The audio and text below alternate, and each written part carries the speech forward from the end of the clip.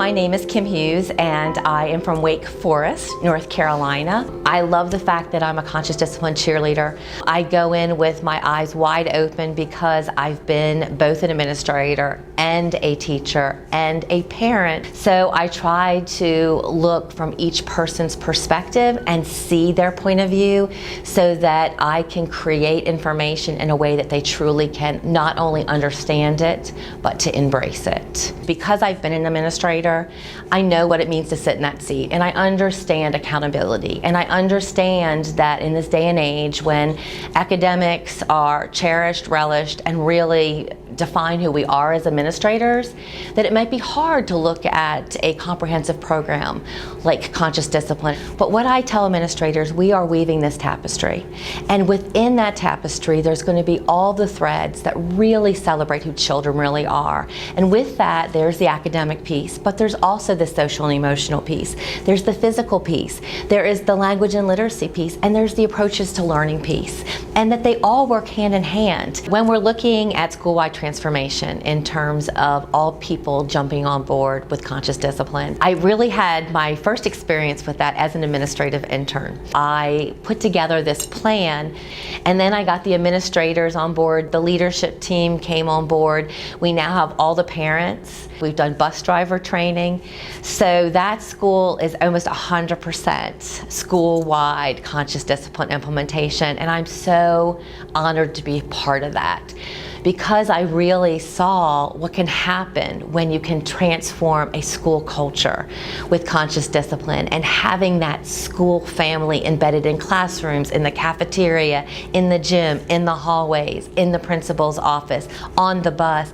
I wanted other schools to be able to experience the same kind of empowerment and change within every member of that school community. What I believe in is laying a foundation, getting people excited, doing workshops, working with the administration in terms of our wonderful conscious discipline transformational plan.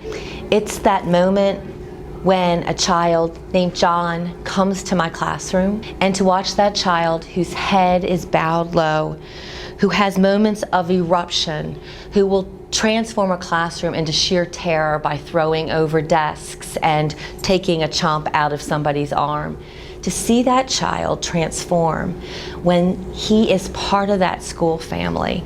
I had a John once. He had been in lots of different places and lots of different programs. When a member of our community found out that John was going to be in my classroom, she said, "Oh, did you hear you're having John next year?" And I said, "I understand, I am. And I'm so looking forward to the opportunity to being part of his learning experience. Have you met John?" And I said, "I haven't met John, but I've heard a lot about John, and it sounds like we have a lot of learning to do together." So John started the year in a pretty aggressive, downtrodden, unhappy way.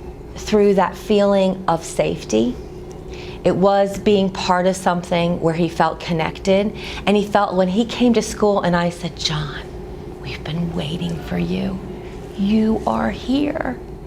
He knew I meant it. I am so incredibly inspired about the young man he's become.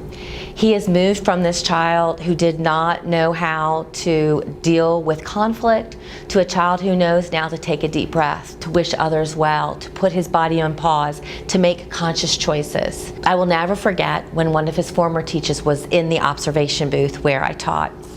And as I went in to debrief, she said to me, "Is that John I see out there?" I'm like, "Yes, it is." And she said, "Oh my gosh, he's holding a hammer." I said, "Yes, he is. And it's a real hammer." "And are those real nails?" "Yes, they are." And she said, "And look at him. He's like doing it." And I said, "He is." And she said, "He must be on medicine." And I said, "No, he's not. He's on conscious discipline." He experienced what it means to be part of this wonderful experience called the school family. So his heart said, "Am I loved?" And he said, "You betcha." And when he felt safe and when he felt loved, he began to soar because he believed in himself, and that is an amazing thing for any person. John was my teacher, and I thank him. But I thank conscious discipline. Without having that experience, I would not have been able to be that catalyst for John and for his family.